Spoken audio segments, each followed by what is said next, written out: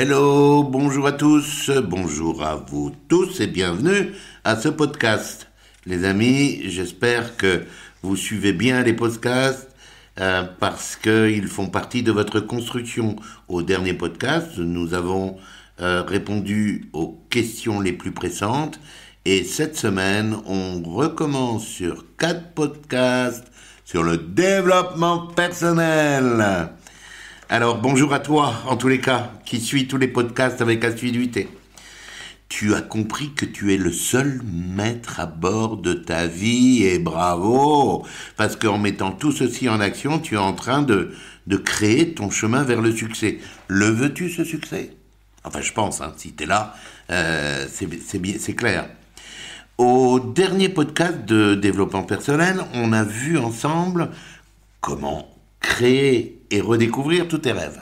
Ah ouais. Est-ce que tu les as redécouverts ? Et comment découvrir et noter ta situation idéale ?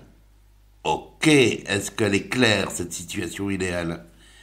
Si tu as commencé à le faire, c'est bien. Mais là, je sais ce qui s'est passé pour certains. En notant tout ça, il y a une petite voix qui t'a dit « Est-ce que c'est pas un peu trop ? N'est-ce pas ? Est-ce que je vais y arriver ? Est-ce que je suis à la hauteur ? Est-ce que je peux avoir confiance en moi ? » Alors non, non. Rien n'est trop, rien n'est de trop. Toutes les grandes réalisations, les vies merveilleusement pleines, ont commencé par des grands rêves. Des grands rêves. Mais je sais qu'il y a cette petite partie féminine en toi qui est divisée en deux parties. L'une, elle est toujours avide d'utiliser sa créativité, elle réfléchit au plan d'action en permanence, elle est enthousiaste, et puis il y a l'autre qui fait du bavardage mental. Tu vois laquelle je veux dire ? Est-ce que ça t'arrive ? Je crois, C'est celle qui fait le froid alors que l'autre elle fait le chaud. C'est celle qui fait les inconvénients alors que l'autre elle fait les avantages. Tu la reconnais celle-là ? Alors stop. Écoute bien. La cervelle, c'est ton entreprise. Et toi, tu es le patron de ton entreprise. Point. Alors, tu vas y réunir ces deux parties-là. Tu vas réunir le moins et le plus. Et à celui qui dit le moins, tu sais, celui qui t'a jamais donné une solution pour t'élever, pour grandir, pour te libérer, mais qui a toujours créé un mauvais esprit dans ton entreprise. Tu sais, il a pas arrêté depuis très longtemps dans ton entreprise à créer des peurs, des doutes, des blocages. Il t'a parlé de malchance. Il a toujours exprimé la non-confiance dans son patron. La non-confiance qu'il a en toi. La non-confiance qu'il a dans la vie. La non-confiance qu'il a dans le présent et dans l'avenir. Tu sais ce qu'il fait ? Eh bien, il fait que psychoter. Alors, tu vas prendre une grande décision lors de cette réunion.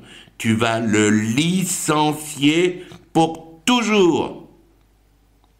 Et à partir de maintenant, tu ne travailles plus qu'avec l'autre. Tu sais, cette partie féminine qui est tellement créatrice, inventive, enthousiaste, qui aime créer des plans d'action vers le succès. Et il faut que tu le fasses. Tu vas le faire ? Allez, ouf, fais-le. Parce que cette partie-là, c'est un voleur de rêves.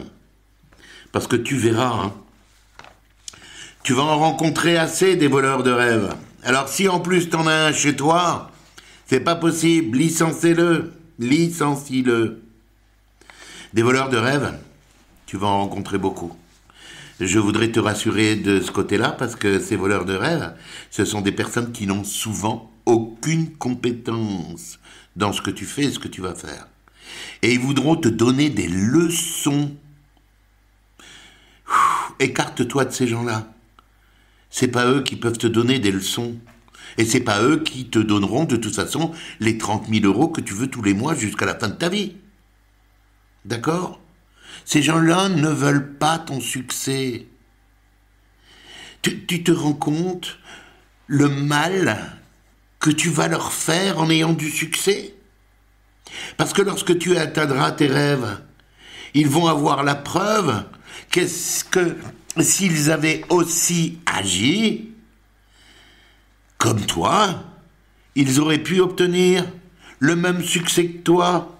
Donc en ayant du succès, tu vas leur montrer que ce sont que des suiveurs. Tu vas leur montrer que ce sont que des perdants. Tu vas leur montrer qu'ils n'ont pas de compétences. Tu vas leur montrer que c'est des médiocres. Tu vas leur montrer que c'est des mous. Et toi, tu veux plus faire partie des moutons. Donc écarte-toi de ces gens-là. Va plutôt vers des gens qui ont du succès. Approche-toi des gens qui voient la vie en grand. Approche-toi des gens qui positivent. Approche-toi des gens qui voient toujours le côté plein du verre et la possibilité de le remplir pleinement. Approche-toi des gens qui ont le sourire. Approche-toi des gens qui ont l'enthousiasme.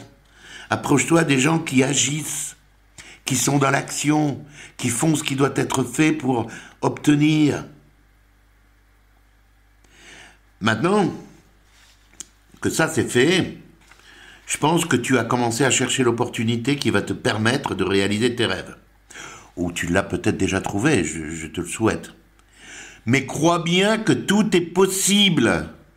Si tu n'as pas trouvé cette opportunité professionnelle, je peux t'aider si tu veux, et je t'expliquerai ça en message privé.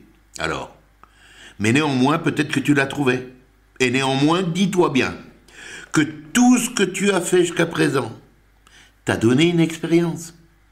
Cette vie professionnelle que tu as déjà vécue, ou plusieurs vies professionnelles que tu as déjà vécues, t'ont donné des savoir-faire, t'ont donné des savoir-être.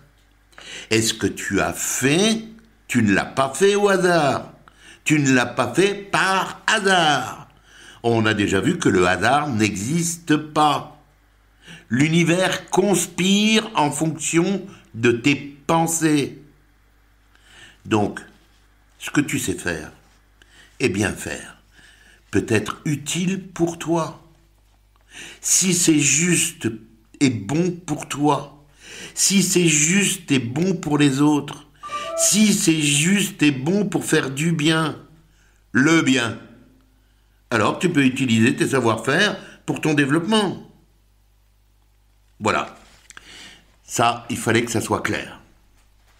Maintenant, si tu as cette opportunité, c'est bien, vas-y. Tu as créé maintenant ta situation idéale, où tu es en train de le faire, c'est parfait. Mais maintenant, il va falloir que tu prennes une feuille de papier et que tu notes ta situation actuelle. Ah, c'est quoi que tu vas noter là ? Il est important pour toi de savoir exactement ce que, dans cette situation actuelle, tu ne veux plus. C'est-à-dire, métro boulot, dodo ? Qu'est-ce que tu ne veux plus ? Faire 1 heure de bouchon le matin pour aller au travail ? Qu'est-ce que tu ne veux plus ? Courir après un petit peu d'argent pour payer les factures ? Qu'est-ce que tu ne veux plus ? Tes peurs de facture ? Qu'est-ce que tu ne veux plus ? La possibilité, l'impossibilité pour toi d'être avec ta femme ou ton mari et tes enfants parce que tu es toujours prisonnière du patron qui t'emploie ? Qu'est-ce que tu ne veux plus ? Tu ne veux plus avoir ces salaires de misère ? Qu'est-ce que tu ne veux plus ? Il est important de noter tout ça. Mais il est important que tu crées exactement sur cette feuille de papier ce dont maintenant tu as horreur, ce dont maintenant tu ne veux vraiment plus dans ta vie. Et dans ta situation actuelle, il y a peut-être des choses que tu veux encore garder, alors note-le. Maintenant, qu'est-ce que tu vas noter ? Une fois que ça c'est fait, tu vas noter tout ce qui est bon pour ton projet et que tu as. Mais tu vas noter aussi ce que tu n'as pas. Qu'est-ce que tu n'as pas ? Alors là, il faut y aller sans blocage intellectuel. Il est important de tout écrire. Parce que tout ce que tu n'as pas, si c'est écrit, ça va simplement signifier tes recherches d'apprentissage et tes apprentissages. Qu'est-ce que tu n'as pas? Tu n'es pas capable de faire une argumentation de vente. Tu n'es pas capable de stimuler des mobiles d'achat auprès d'une personne. Tu n'es pas capable d'avoir aujourd'hui de stimuler des mobiles qui vont faire que les gens vont adopter ton projet. Tu n'es pas capable peut-être d'exposer auprès de plusieurs personnes ta société ou la société que tu as envie de créer. Tu n'es pas capable d'argumenter aujourd'hui parce qu'il te semble ne pas être un caïd de la communication. Tu ne connais pas parfaitement ton produit. Tu ne connais pas parfaitement...